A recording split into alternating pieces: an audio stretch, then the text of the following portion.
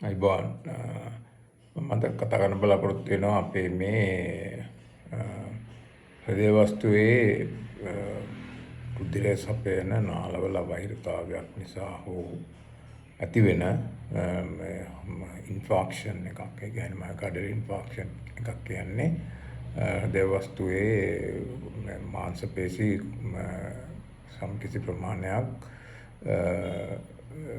මිය යන්න පුළුවන්. මිය යන හින්දා ඒ ප්‍රදේශය මේ දිවෙන බලපෑම හින්දා හෘදේ වස්තුවේ රුධිරය පොම්ප කිරීමට ඇති වෙන බලය අඩු වෙන්න පුළුවන්. ඒ අඩු වුණාම උන්ට වෙනද වගේ තමන්ට අවශ්‍ය එදිනෙදා වැඩ කරගන්න බැරි වෙනවා. එතකොට මේක ඇත්තටම ඇති වෙන විවිධ විශේෂ වෛද්‍යවරු ගැන මම ඇත්තටම කතා කරන්න බලාපොරොත්තු වෙනවා. මේකට මොකක්ද අපි කරන්න ඕන විසඳුම? ඇත්තටම දැන් මේක හැදුනට පස්සේ කරන්න ඕන මේක අවහිර වෙච්ච නහර බ්ලොක් එක නැති කරලා ඊට පස්සේ මේ ක්‍රමයක් තමයි ස්ටෙන්ට් එකක් දානවා. ඒ කියන්නේ හරිය බටයක් ඇතුල් කරලා ඒක ගමන පහසු කරනවා. එහෙම නැත්නම් බයිපාස් එකක්. ඒ කියන්නේ රුධිර නාල වලින්ම ඒ අවහිර වෙච්ච කොටස මග හැරලා රුධිර සැපයුම ඇති කරනවා. ඉතින් මේ දෙකෙන් එකක් කරන්න තමයි දැන් උන්ට තියෙන්නේ. ඉතින් මේක විශාල සංඛ්‍යාවක් ඉන්නවා මේ දේවල් කරගන්න බැරුව. පෞද්ගලික අංශයෙන් නම් මේක කිසිම පමාවක් නැතුව කරන්න පුළුවන්. රෝහල් කොළඹ තමයි වැඩි හරියක් තියෙන්නේ. කොළඹ, එතකොට රාගම, නුවර, කරාපිටිය, අනිත් නගරවලත් සමහරක් නගරවලත් ඒව තියෙනවා. හැබැයි රජයේ මේක කරගන්න නොමිලේ තමයි රජයේ මේවා සපයන්නෙත් ඒව කරන්නෙත්. ඒව කරගන්න අපිට තියෙන්නේ ඊටාම අඩු මේ සංඛ්‍යාව. ඒතකොට දැන් මීට කලිනුත් ජෛකේක මාර්ගයෙන් මේ වගේ අලුත් ස්ථාන පහක් හදන්න කටයුතු කරලා තිබුණා. පහක් මේව කරගන්න. නමුත් ඒක 2019 පටන් ගත්තා. නමුත් ඒක ක්‍රියාත්මක වුණේ නැහැ. ඒක නවත දැන් සක්‍රිය කරලා තියෙනවා. ඒ ජෛකේක එකයි තව ආසියානු සංවර්ධන බැංකුව සහ රජයේ මුදල් යොදලා මෙම 16ක් හදන්න. හොඳයි. මේක ඇත්තටම රටේ අවශ්‍යතාවයට කළ යුතු වැඩක්. හැබැයි මේකෙදි මම පොඩි අවධානයක් යොමු කරපමති. දැන් මේක දැනට තියෙන ඒ කියන්නේ දැනට තියෙන මේ සෙන්ටර්ස් කරාපිටිය ඒ වගේම කොළඹ, නුවර මේ වගේ අපි කොහොමද මේ DNA වගේම ප්‍රයෝජන ගන්න? ඇත්තම මේ කොළඹ තියෙන ඒවා මොකද මට අවස්ථාවක් ලැබුණේ විශේෂ වෛද්‍ය කණ්ඩායමක් සාකච්ඡා කරන්න. මොකද මේකට අවශ්‍ය කැත් ලැබ් එකක් අපි ගන්න රත්නපුරයට ගන්න තිබිච්ච ටෙන්ඩර් ප්‍රොසීඩියර් එකක මේ ටෙක්නිකල් ඉවලුවේෂන් කමිටි එකේ චෙයාමන් විදිහට මට ඉන්න පුළුවන් වුණා. ඒතකොට මට සාකච්ඡා කරන උන් කියන්නේ උන්ට ඇත්තටම කොළඹ තියෙන්නේ ටිකක් යල් පැන ගිහපු යන්ත්‍රයක්. ඒකෙන් මේ එයාලට මේ හරි අමාරුයි කරන්න. අනිත් එක කරන සංඛ්‍යාවත් අඩුයි. එහෙම වුණා. ඇත්තටම දැන් මේක මම ඉස්සෙල්ලා යෝජනා කරන්න කැමති. ඉස්සෙල්ලාම කරන්න ඕන දැනට තියෙන මේ සක්‍රීය දේවල් එතන ඒක ශක්තිමත් කිරීම සහ පුළුල් කිරීම කරන්න ඕන.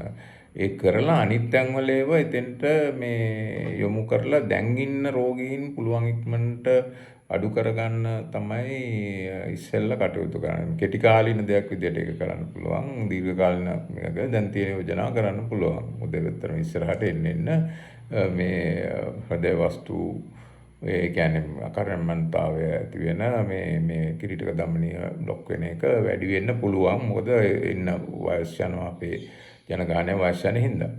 ඒකින්ද හොඳම වැඩේ තමයි දැන් තියෙන එක ශක්තිමත් කරන්න නම් මේක අප්ඩේට් කරන්න. ඒක ඇත්තටම වැඩි කලක් ගන්න නැතුව රජයේ මුදල් යොදවලා කොළඹ එකට දැනට තියෙන කැත් ලැබ් එක නම් තියෙන්නේ, හරි දෙක නම් තියෙන්නේ. ඒ දෙක රිප්ලේස් කරන්න නවීන පහසුකම් සහිතව. එතකොට ප්‍රමාණය වැඩි කරන්න පුළුවන්. ඒ වගේම ගුණාත්මක භාවයත් වැඩි වෙනවා. ඒකම දැනට ඇත්තටම ඒ කරන වෙලාවක් තියෙනවනේ. ඒ සාමාන්‍යයෙන් උදේ වරුවේ තමයි වැඩි හරියම කරන්නේ. හැබැයි මේක අපි කරන වෙලාව වැඩි කරලා තව මේ සංඛ්‍යාව වැඩි කරන්න පුළුවන් ක්‍රමයක් තියෙනවා. මේක කරාපිටියේ කරා ඇත්තටම මේ බයිපාස් කරන එක වෙනත් ජනාධිපති අරමුදල සහ ඒ කට්ටිය එකතු වෙලා වෙනත් මගින් අර මේ කාර්ය මණ්ඩලයට ගෙවීමක් කරන්න පුළුවන් විදිහට සකස් කරලා විශාල සංඛ්‍යාවක් කරගන්න පුළුවන් වුණා මේ මම දැන් විශේෂයෙන් වෛද්‍ය නාමල්ගමගේ තමයි කාලේ හිටියේ දැනුත් මම හිතන්නේ කරනවා වෙන්නේ නැති ඒ ක්‍රමය මෙතෙන් මේ දෙකටත් යොදා ගන්න බැරිද කරාපිටියේ දැන් ඒ බයිපාස් කරන එක මේ ස්ටෙන්ට් දාන එකටයි ස්ටෙන්ට් දාන එකටත් ඒක යොදා ගන්න බැරිද මේ විශේෂයෙන් වෛද්‍යවරුන්ගේ සංගමයත් එක්ක සද්ද රෝග විශේෂඥ වෛද්‍යවරුන්ගේ සංගමයත් එක්ක කතා කරලා ඔවුන්ට ඒකට අවශ්‍ය ඒ කියන්නේ උන් වැඩ කරනකොට ඒක එක ලෙඩෙකුට කරනවා නම් මෙන්න මෙච්චර ප්‍රමාණයක් අපිට දෙන්න පුළුවන් රජයේ වෙනත් අරමුදලකින් විශේෂ ක්‍රමයක් ඒක ඉතින් මේවා කරගෙන එහෙම කරොත් ඇත්තටම අපිට මේ සංඛ්‍යාව පුළුවන් ඉක්මනට අඩු කරගන්න පුළුවන්. මොකද මේකේ ඇත්තටම ඉන්නවා සක්‍රීයව අපේ රටට දායක වෙන විශාල සංඛ්‍යාවක් ඉන්නවා. අපේ ශ්‍රම බලකාය. ඒතකොට මේ ශ්‍රම බලකාය දැන් අකර්මණ්‍ය වෙලා තියෙනවා නම් උන්ට මේක අපි ලබා දුන්නොත් පුළුවන් ඉක්මනට මෙහෙම කරන්න බෑ. මම ඉස්සෙල්ලා යෝජනා කරනවා ඇත්තටම මේ කෙටි කාලන විසඳුමක් විදිහට දැන් තියෙන ඒවා අප්ඩේට් කරලා ඒකේ වැඩි කාලයක් යොදා ගන්න පුළුවන් විදිහට මේ කැත් ලැබ් යූස් කරන්න පුළුවන් මේ සිස්ටම් එකක් ඩෙවලොප් කරගන්න.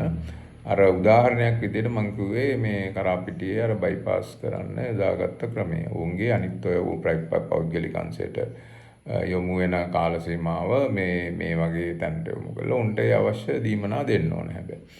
එහෙම කරා නම් මම හිතන්නේ මේක කෙටි කාලින දෙයක් විදිහට ඉතාමත් හොඳයි. මම ඒක සෞඛ්‍ය අමාත්‍යාංශයට අවධාරණය කරන එක සැලකිල්ලට ගන්න කියලා. මේක ඒක ඇත්තටම කවුරු හරි ටීම් එකකින් අධ්‍යයනය කරන්න ඕන. අධ්‍යයනය කරලා කෙටි කාලිනකින් අධ්‍යයනය කරලා ඒකට අවශ්‍ය මොනවද උපකරණ ඒ ටික කොහොමද මොන වගේ සිස්ටම් එකක්ද කරන්න කියන එක බලලා ඒක රජයෙන් අනුමත කරලා පාර්ලිමේන්තුවටත් අවශ්‍ය නම් දාලා පාර්ලිමේන්තුවට අනුමත කරලා මේක ප්‍රධාන සෞඛ්‍ය ප්‍රශ්නයක් තමයි දැනට තියෙන්නේ. මොකද non-communicable disease ඒ කියන්නේ බෝනවන රෝගවල ප්‍රධානම මරණ සිදුවන දෙයක් තමයි මේ මයෝකාඩියල් ඉන්ෆාක්ෂන් කියන මේ හෘදයේ මේ මාංශ පේශි මේ යෑමෙන් හෘදය අකර්මණ්‍ය වෙලා උන්ට වැඩ කරන හැකියාව නැති වීගෙන යන එක. ඉතින් ඒක වළක්ව ගන්න නම් ඒක ප්‍රධාන සෞඛ්‍ය ප්‍රශ්නයක් යොමු කරගෙන ඒක කරන්න. මොකද අතට මට හොඳටම දන්නවා මේ දැන් රෝගීන් එනවා උන්ගේ අවුරුදු 3-4 තමයි දීලා තියෙන්නේ එන්ජියෝග්‍රෑම් එකට. එන්ජියෝග්‍රෑම් එක කියන්නේ එකක් දෙවලා අපේ හෘදය වස්තුවේ මේ ධමනි කොහොමද ක්‍රියා කරන්නේ කියන හැටි බලන එක. කොතනද අවහිරතා තියෙන්නේ එහෙම කියලා බලන එක. ඉතින් එහෙම ඒකටත් අවුරුදු ගණන් ඉන්නකොට ඉතින් ඇත්තටම උන්ට කොන්ෆිඩන්ස් එකක් නැහැ තමන්ගේ ජීවිතය ගැන බෙහෙත් බොන ගමන් ඉන්නේ. හැබැයි මේ අවශ්‍ය නියම ප්‍රතිකාරය මේක කියලා දැනගෙන තමයි වුණ අවිනිශ්චිතව ඉන්නවා. ඒක විවිධ ක්‍රම යොදා ගන්න බලනවා මේ වෙන එක එක්කෙනා කියන දේවල් එක වෙනත් වෛද්‍ය ක්‍රම යොදා ගන්න බලනවා. අපි දන්නේ නැහැ ඒ වෙන වෛද්‍ය ක්‍රම වල ඒවයි සත්‍යතාවයක් තියෙද නැද්ද කියලා අපි ඒ වගේ අධ්‍යයනය කරපු නැති හින්දා. හැබැයි ඉතින් අපි විද්‍යාත්මකව නම් දන්නේ ප්‍රධාන දේ තමයි මේ අවහිරතාව නැති කරලා උන්ට එහෙම අවහිරතාව නැති කරොත් සෑහෙන කාලයක් තමන් සක්‍රීයව තමන් දැනට ඉදෙන ක්‍රියාකාරකම් වල ඉදිලා ඉන්න පුළුවන්. ඉතින් ඒක කරුණා කරලා රජය මේ ගැන අවධානය යොමු කරලා ඉතා ඉක්මනින් වෘද්ධක් විතර ඇතුළත මේක කරන්න පුළුවන්. දැන් කැතිට අලුතෙන් තැනක ඇති කරනකොට ඒව කාර්ය මණ්ඩලය මේව කරගෙන මේ ඉන්ෆ්‍රාස්ට්‍රක්චර් වල ඔක්කොම කරනකොට කල් යනවා. ඉතින් මේක ඉස්සෙල්ලා පටන් ගත්තොත් මාස 6ක් විතර ඇතුළත හොඳ දක්ෂ අවංක නිලධාරි ටිකක් යොමු කරලා මේ ප්‍රසම්පාදන මණ්ඩලය අපේ සෞඛ්‍ය අමාත්‍යාංශයෙන් ප්‍රසම්පාදන මණ්ඩලයෙන් මේක කරගන්න පුළුවන්. විශේෂ වෛද්‍යවරුන්ටත් මේකේ අවශ්‍යතාවය ඉතාමත් තියෙනවා. ඉතින් ඒ වගේම අර අනිත් ක්‍රමයක් ඒකෙන් වැඩි ප්‍රයෝජනයක් ගන්න පුළුවන් ක්‍රමයකුත් යොදාගත්තොත් හොඳයි කියලා මම යෝජනා කරනවා. සෞඛ්‍ය ඇමතුමාගේ සහ මේ ජනාධිපතිවරයාගේ අවධානයට යොමු කරනවා. ඒ වගේම සෞඛ්‍ය බලධාරීන්ටත් මේ ගැන අවධානය යොමු කරන්න කියලා ඉල්ලනවා. බොහොම ස්තුතියි.